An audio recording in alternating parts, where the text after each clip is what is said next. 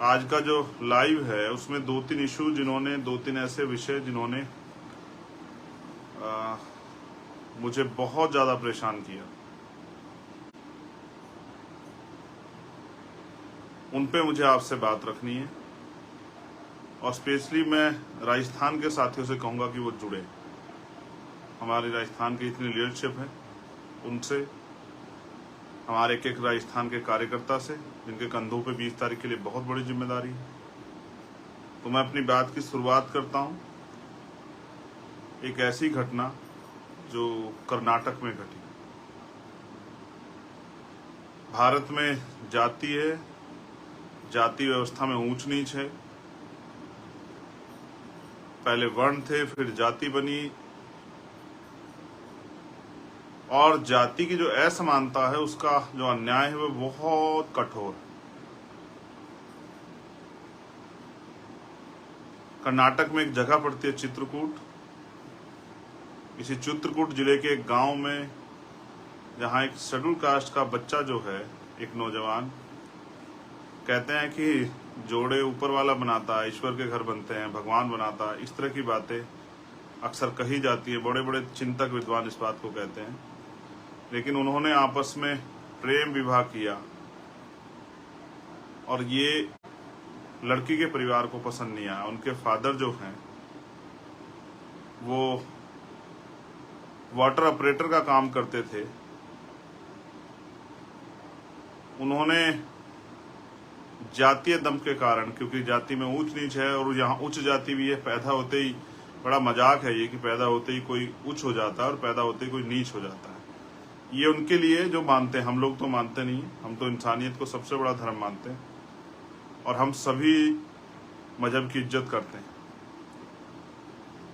भारत का संविधान का आर्टिकल 25-26 धार्मिक आजादी देता है। कोई किसी धर्म को मानो, कोई किसी में आस्था रखे, कोई किस तरह से पूजन करे, ये उसका व्यक्तिगत मत है और ये वहां तक सीमित है जब तक वो किसी दूसरे के अधिकारों का हनन ना कर रहा हो।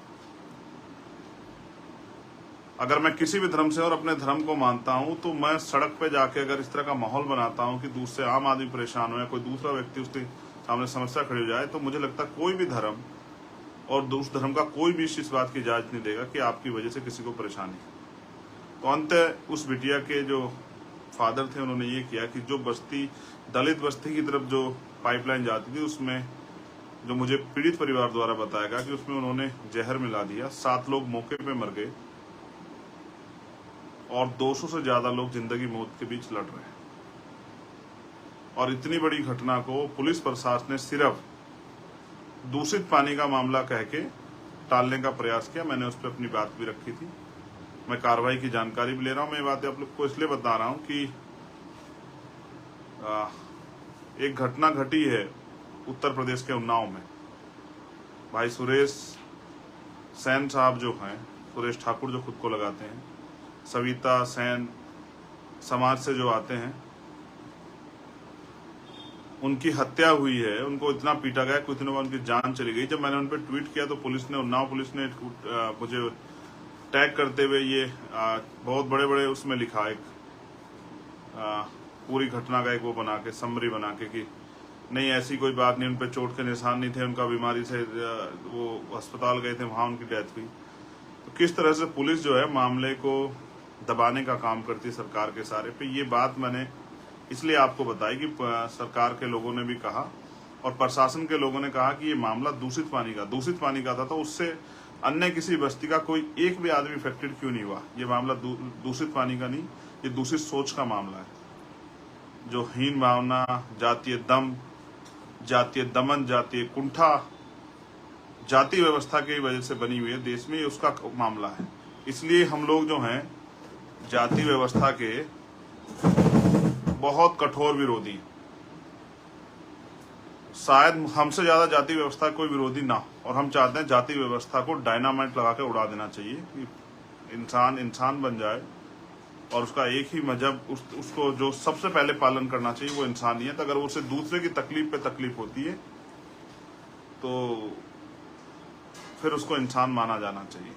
बाकी उसको धर्म की आजादी, वो अपने धर्म को माने।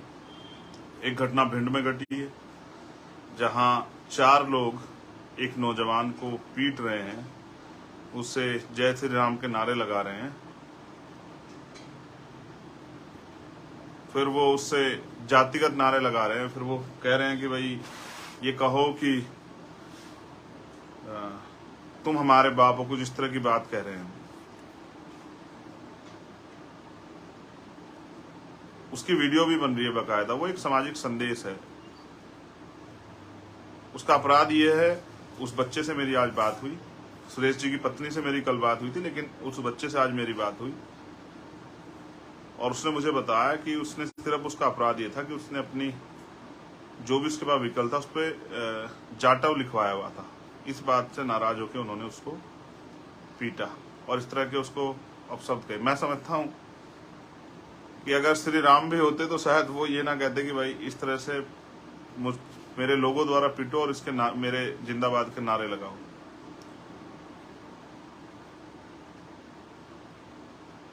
कभी कभी आदमी को ताकत अहंकार में ले जाती है, पागल कर देती है, मदहोश, और वो फिर ऐसे ऐसे काम करता है जो जिसको किसी भी तरह से स्वीकार्य नहीं किया जा सकता आजाद भारत में, जहां संविधान से देश चल रहा है।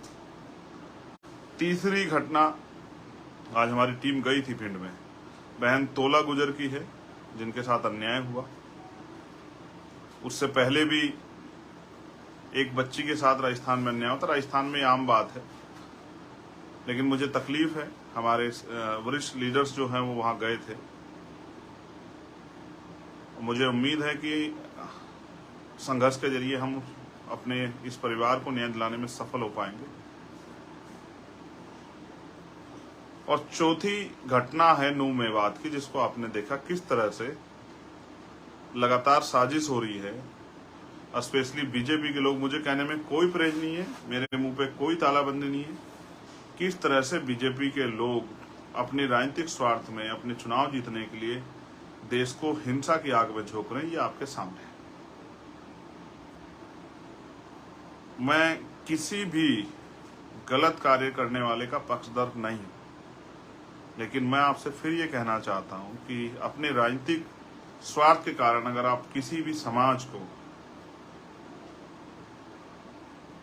अगर आप डराने का, धमकाने का, अन्याय करने का काम करोगे तो इससे जो गुस्सा पैदा होगा वो बड़ा खतरनाक होगा और सब लोग चुप रह सकते हैं। मैं आपको अपनी पार्टी की लीडरशिप की तरफ से, अपने संगठन की तरफ से और इंडिविजुअल चंद्रशेखर आजाद आपसे कमिटमेंट करके कह रहा है कि जो अन्याय आप कर रहे हो,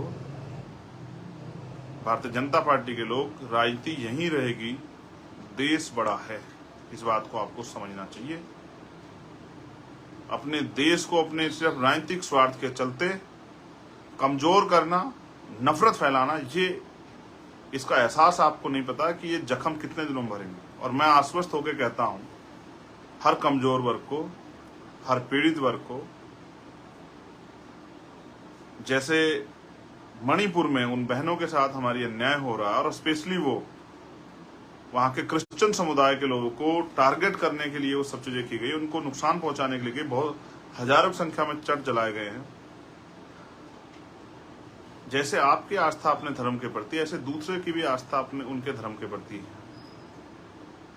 अगर कोई मस्जिद को भी, मंदिर को नुकसान पहुंचाता तो मैं जरूर सवाल पूछता, लेकिन वहां मस्जिद जलाई गई और जिस तरह का कार्य किया गया, आप जो प्रयास कर रहे हो, हमारे लोग हैं वहां लंबे समय से संभालने का काम कर रहे थे कि अन्याय ना हो, लेकिन आप पिछले लंबे समय से जो आप कार्य कर रहे हो, और मुझे शक है, मेरी बात को मध्य प्रदेश के साथ जरूर सुने कि इंदौर और उज्जैन में आने वाले कुछ दिनों में 1-1.5 महीने के अंदर या इससे भी पहले कोई दंगा, कोई फसाद, कोई विवाद, कोई इस तरह की घटना कराई जा सकती है जिससे कि मध्य प्रदेश के चुनाव को प्रभावित किया जा सके। हमारे लोगों को सतर्क रहने की जरूरत है, नजर रखने की जरूरत है, सावधान रहने की जरूरत है, अपने लोगों को सावधान करने की जरूरत है। स्पेशली उन वर्गों को, दलित, पिछड़े, आदिवासी, अल्पसंख्यक समाज के जो लोग हैं, जिनमें जैन हैं, मुस्लिम हैं, ईसाई हैं, सिख हैं, बौद्ध हैं, उनको मैं कहना चाहता हूं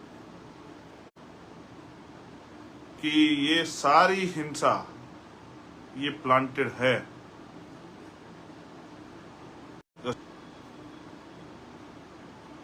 इसलिए मैं आपसे कहूंगा, स्पेशली इन बहुजन समाज के लोगों से, इन वंचित वर्ग के लोगों से, कि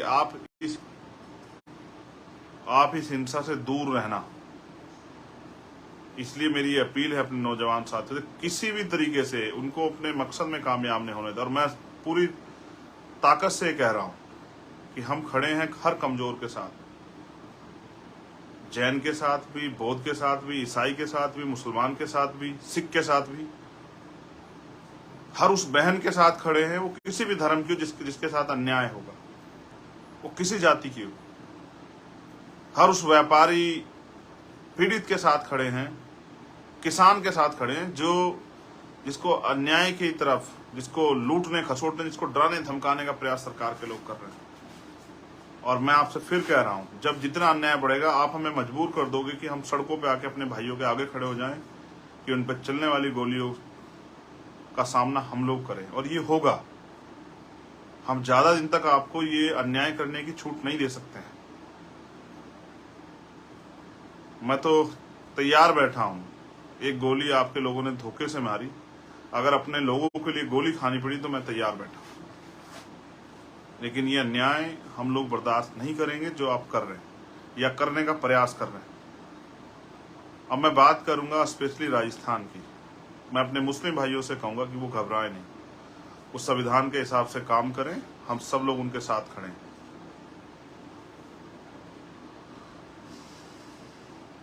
ये मुल्क हम सब का है, आप बिल्कुल परेशान ना हो। और आप जानते हैं मैंने जिसका साथ देने का वादा किया है, पूरी ताकत से उस साथ को निभाया है। मुझे इस बात के लिए किसी परीक्षा की जरूरत नहीं, किसी प्रमाण की जरूरत नहीं, ये आप बेहतर जानते हैं। मैं बधाई दूंगा कश्मीर के अपने शेड्यूल ट्राइब के भाइयों जिन्होंने वहां अपने हकों के लिए आंदोलन किया। जो साथी मुझसे मिलने आए थे उनका भी धन्यवाद करता हूं। लेकिन मैं उनको ये भी चेतावनी देना चाहता हूं कि अभी वो लापरवाह ना हो। अभी आंदोलन खत्म नहीं हुआ है, अभी संघर्ष की पूर्ण रूप से जीत नहीं हुई। ऐसा ना हो कि आपके साथ धोखा हो जाए। अपनी तैयारी करो, मैं भी आपके संघर्ष में आपके साथ, और हमारी पूरी पार्टी आपके साथ। चाहे सड़क की लड़ाई हो, चाहे जेल की लड़ाई, कोई भी लड़ाई हो, भाई भाई मिलकर लड़ेंगे अन्याय के खिलाफ। अब मैं राजस्थान की बात करता हूँ। हमारे राजस्थान में बहुत जिम्मेदार, समझदार, ईमानदार, निष्ठावान साथी हैं। उन्होंने हमेशा मेरा मान सम्मान रखा है। पूरी सरकार से वो लोग मेरे लिए टकराए, भूखे प्यासे, बिना साधन के, आंधी तूफान, पुलिस की लाठियां खा के उन्होंने हमेशा जो है जिस बात को मैंने कहा उसका पहरा दिया। हमेशा उन्होंने मेरी इज्जत रखी, हमेशा उन्होंने मुझे मजबूत बना के रखा। आज फिर उनके ऊपर कंधों पर जिम्मेदारी आ गई है। स्पेशली हमारे जो लीडर्स लोग हैं, हमारे प्रदेश अध्यक्ष, हमारे भीम आर्मी के, आजाद समाज पार्टी के प्रभारी, हमारे प्रदेश कमेटी के लोग, हमारे मिशन 78 के लोग, हमारे स्टूडेंट फेडरेशन के लोग, हमारे किसान संगठन के लोग, उन सब की जिम्मेदारी है कि वो 20 तारीख के प्रोग्राम में ताकत लगाए। मैं आपको इसलिए लाइव करके कह रहा हूं कि मेरे पास और कोई साधन नहीं आप तक पहुंचने का। ना मेरी खबर कोई टीवी में बहुत बड़े पैमाने पर दिखाएगा, न किसी अखबार में बहुत बड़े पैमाने पर छपेगी, ना उसके लिए बहुत बड़े प्रचार के साधन हैं। ये छोटे साधन ही नहीं, साधनों से मैं आपके बीच आ सकता हूँ। मैं बहुजन मीडिया के साथियों से कहूंगा कि वो अपने चैनल पे इस वीडियो को जरूर लगाएं, जिससे कि हमारे आंदोलन का प्रचार प्रसार हो सके। मैं जानता हूँ मेरे साथियों पे बहुत साधन नहीं है, लेकिन उनके अंदर संकल्प है, उनके अंदर हौसला है, उनके अंदर स्वाभिमान, सम्मान है। वो अन्याय के खिलाफ लड़ने वाली सबसे मुखर आवाज है। और मैं जानता हूं कि उनको कोई मुसीबत, कोई परेशानी रोक नहीं सकती। ना दिल्ली रोक पाई और ना ही जयपुर रोक पाएगी 20 अगस्त को। मुझे नहीं पता वहां साथियों ने कैसे इंतजाम किए हैं, लेकिन मैं आपको बस याद दिलाना चाहता हूं, चाहे वो जितेंद्र मेघवाल का मामला हो, चाहे वो थाना गाजी का मामला हो, चाहे चूरू का मामला हो, चाहे जितेंद्र मेघवाल का मामला हो, चाहे ओम प्रकाश रेगर का मामला हो, चाहे और कोई मामला हो, चाहे कार्तिक भील का मामला हो, अब समय आ गया है इस अन्याय को जवाब देने का। अन्य पार्टियां भी, विपक्ष, प्रतिपक्ष, सब लोग आपकी तरफ देखेंगे कि आप कितनी बड़ी ताकत में जयपुर आते हैं। मैं फिर कह रहा हूं, मेरे पास बस भेजने को नहीं है, मैं आपको टिकट नहीं भेज सकता हूं, मैं आपको कोई 4 पहिया गाड़ी नहीं करा सकता हूं, ना मेरे पास है। मेरे पास है, तो मेरा संघर्ष या आपका संघर्ष। मुझे पता है कि आपको तकलीफ होगी, मैंने आपको दिल्ली में देखा भूखे पेट, लेकिन आप जानते हैं कि ये लड़ाई अन्याय अत्याचार के खिलाफ है। ये मिशन है बहुजन समाज को उसके पैरों पर खड़ा करने का। और मैं अपने साथियों को इशारे में ये भी कहूंगा कि किसी की बात का बुरा मत मानो। जब आप मिशन में काम करते हैं तो आपका कोई सम्मान अपमान नहीं। तो साहब काशीराम ये कहा करते थे कि जिस समाज के लिए संघर्ष करने के लिए आप जा रहे हो वो समाज बड़ा समझदार नहीं है। वो आपके ऊपर आरोप भी लगा देगा, वो आपको अपमानित भी कर देगा, वो आपको झूठा भी कह देगा, वो आपकी बात भी नहीं सुनेगा, आपके यहाँ लड़ भी पड़ेगा, लेकिन कभी भी अपनों की बात का बुरा नहीं माना करते हैं। और आप जानते हैं मेरा क्या सम्मान अपमान। मैं तो एक गोल लेके हम मिशन का काम कर रहे हैं, जब तक वो मिशन पूरा नहीं होता तब तक क्या खुशी मनानी और क्या दुख मनाना। मैं तो बहुत भावुक हूँ इस मामले में। जब अपनी बहनों की लुटती अस्मतें और अखबार पढ़ता हूँ, यूट्यूब पे खबर देखता हूँ, टीवी में देखता हूँ, तो कितने आंसू बहाता हूँगा शायद आपको एहसास भी नहीं है, जो लोग मजाक उड़ाते हैं बातें कह के। ये मेरा दर्द है। मैंने समाज को परिवार माना है।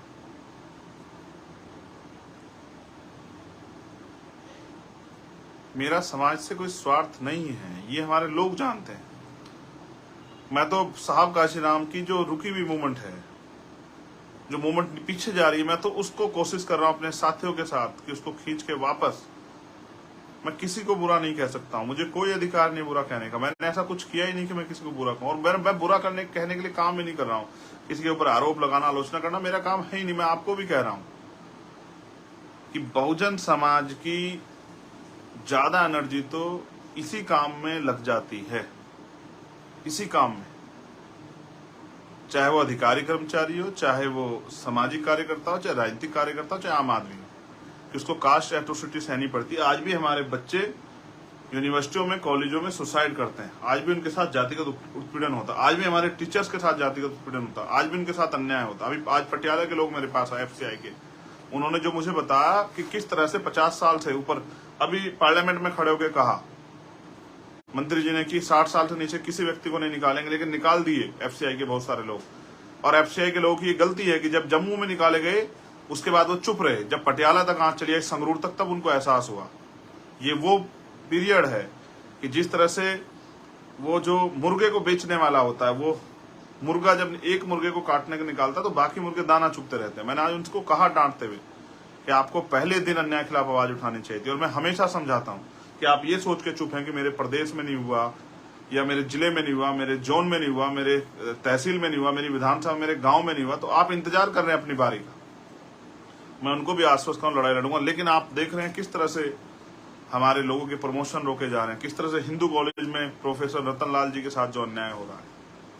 हमारी भीम आर्मी स्टूडेंट फेडरेशन की टीम का मैं धन्यवाद देता हूं कि लगातार उनके साथ खड़ी है और वो प्रोटेस्ट भी कर रही है। मैं अपने साथियों को मजबूती से प्रोटेस्ट करना, जिन यूनिवर्सिटी में, जिन कॉलेज में हमारे बच्चों के साथ अन्याय हो, हमारी भाइयों बहनों के साथ अन्याय,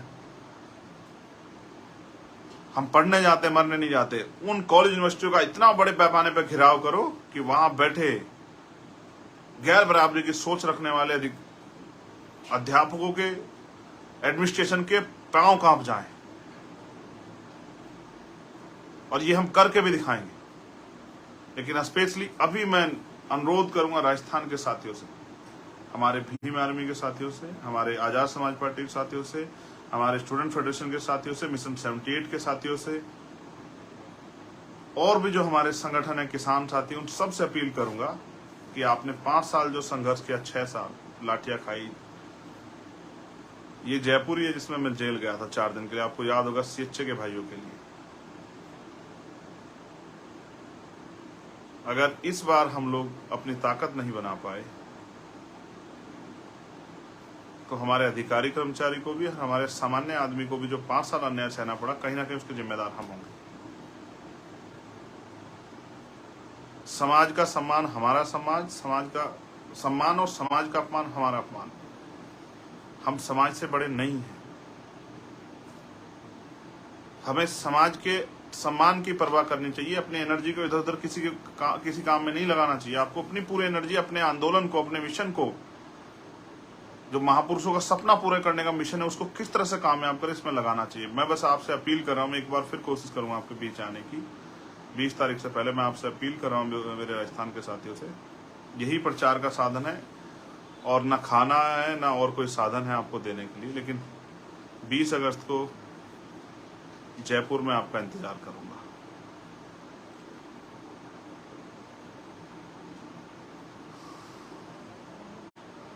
आपकी राह देखूंगा। हो सकता है ट्रेन कैंसिल हो सकता है आपको डराया जाए, धमकाया जाए, हो सकता है आपको प्रलोभन दिया जाए, हो सकता है और कुछ चीजें आपके सामने रखी जाए, मगर मैं बस आपसे यही कहूंगा, स्वाभिमान सम्मान की लड़ाई में न्योते नहीं भेजे जाते।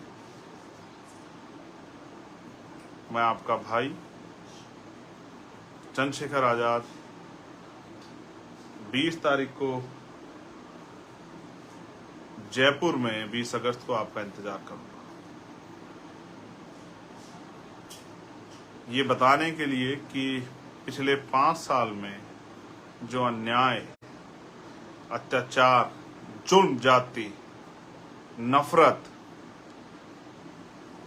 हिस्सेदारी में लूट, अधिकारों पे कुठाराघात जो भी हुआ है, उसका जवाब देने के लिए 20 तारीख को हम लोग जयपुर आ रहे हैं। और मैंने हर सामाजिक न्याय सम्मेलन में आपसे कहा कि आपको आना है। और ये घटनाओं का जिक्र मैंने आपसे इसलिए किया, मैं तो राजस्थान की बहुत सारी घटनाएं आप जानते हैं ना, कैसे 4-4 बार मुझे लौटाया गया।